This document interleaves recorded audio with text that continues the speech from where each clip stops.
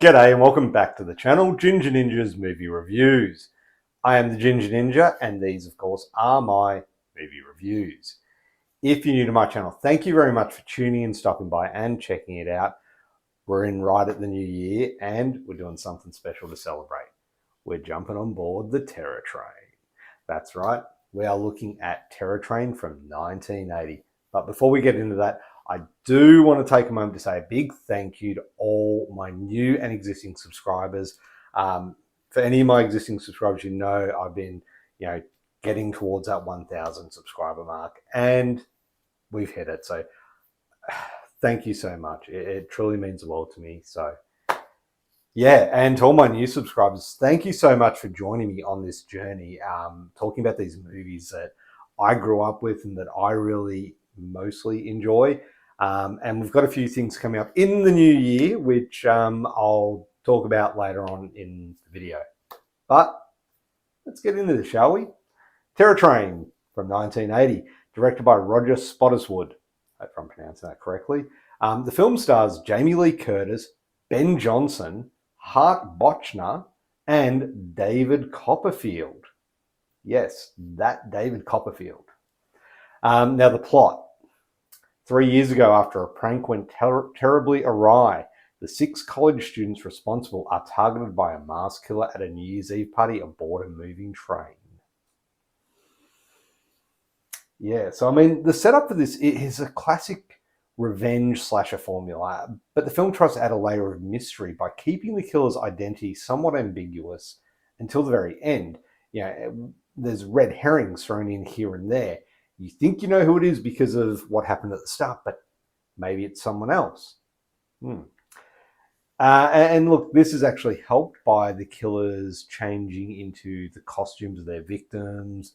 And it does add a fun layer of mystery and keeps you as an audience member guessing who might be behind the mask. Yeah, or whatever disguise they've taken from their latest target. However, the whodunit angle isn't particularly strong. We do know who it's going to be. Like, you can guess it a mile away. And the pool of suspects that we have is relatively small. We know there are 6 people at the start during the prank. So, start off with, it's likely going to be one of them. Yeah. And plus, on a train, on a moving train, you really don't have far to go or to hide. So, yeah. Plus, the twists are fairly predictable. Although I will say, I did love the idea, the actual twist at the end. I really did enjoy that one. I thought that was really well done. So, let's get our costumes on, pour ourselves a drink, get those party poppers out, and bring in the new year on the Terror Train. Okay, so looking at the cast, and by 1980, Jamie Lee Curtis was already cementing her status as the ultimate scream queen, and her performance here is no exception. Curtis delivers a solid performance, bringing credibility and warmth to a character that could have easily felt underdeveloped. Unfortunately, the rest of the cast doesn't fare as well.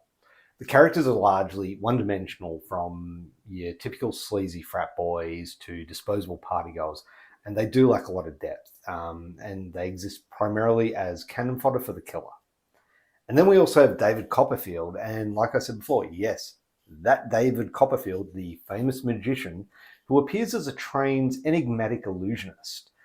And while his performance is understated, his magic tricks do add an unusual and occasionally effective touch to the surrealness of the proceedings. Yet his inclusion actually feels more like a gimmick rather than an integral part to the story.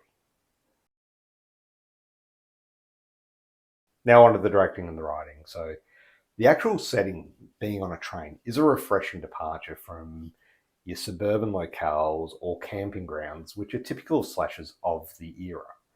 Spottiswoode makes excellent use of the train's confined claustrophobic spaces and creates a sense of paranoia and adds a layer of tension to it. And this serves the narrative well by creating a sense of isolation, along with the constant motion of the train, metaphorically underscoring the inability to escape the past. which is a recurring theme in the film. The cinematography emphasizes narrow corridors, dim lighting, and rhythmic clatter of the train, all of which amplify this feeling of unease throughout. Yeah, the train's decor, particularly during the party scenes, is colorful and surreal. Yeah, and this provides an unsettling contrast to the dark events that are unfolding. Yeah. However, the film does struggle with a bit of a tonal inconsistency. Moments of suspense are often undercut by sluggish pacing or hammy dialogue. Yeah, it was the 80s, so we kind of did get a lot of that. Some of the dialogue and plot points do feel dated though, and even by early slasher standards. The prank that sets a story in motion, for example, comes off as overly melodramatic and forced. I mean,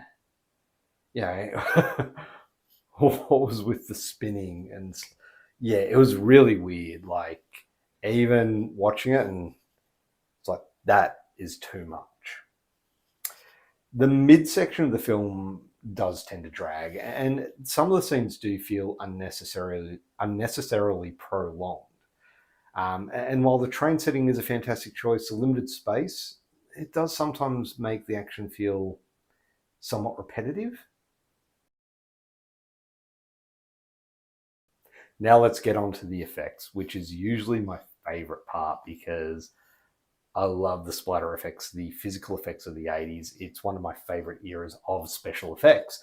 However, the kills in this are relatively tame and they do lack the creativity seen in other slasher films of the era. The gore effects are minimal, which may disappoint fans that are looking for those visceral thrills. The initial prank with the corpse that's used is probably the highlight when it comes to the special effects in this one. There's a few slashings and stabbings along the way, but yeah, for a slasher, it's pretty tame.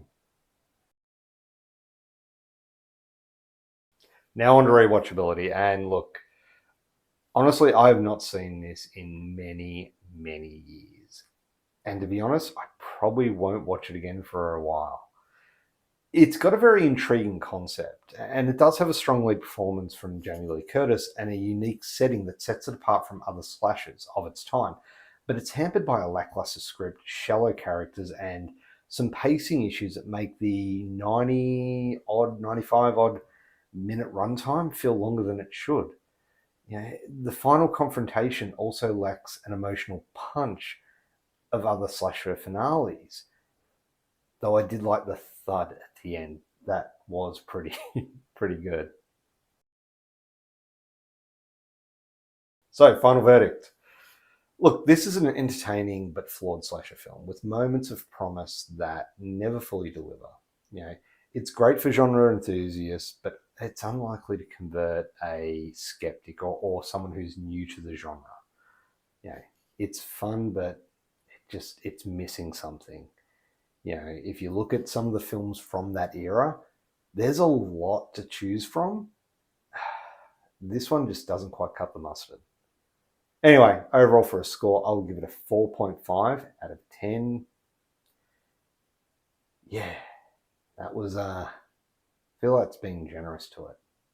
Anyway, enough about that. Thank you very much for watching. If you haven't already, please do hit that thumbs up button. It'd be much appreciated. And of course, if you made it all the way through to this point, you might as well subscribe to my channel.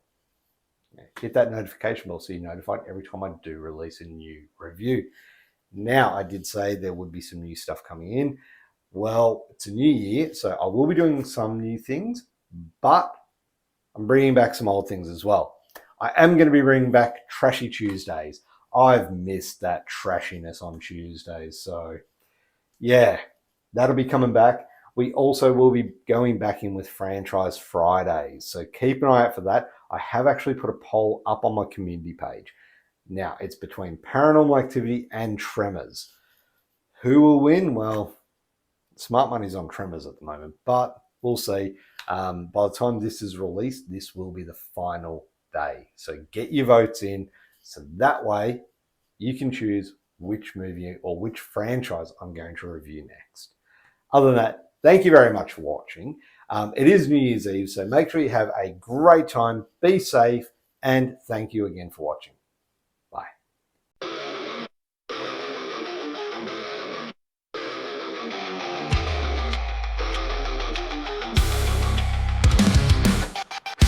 In the shadow sharp as a blade, 60 seconds in like a fast-paced raid.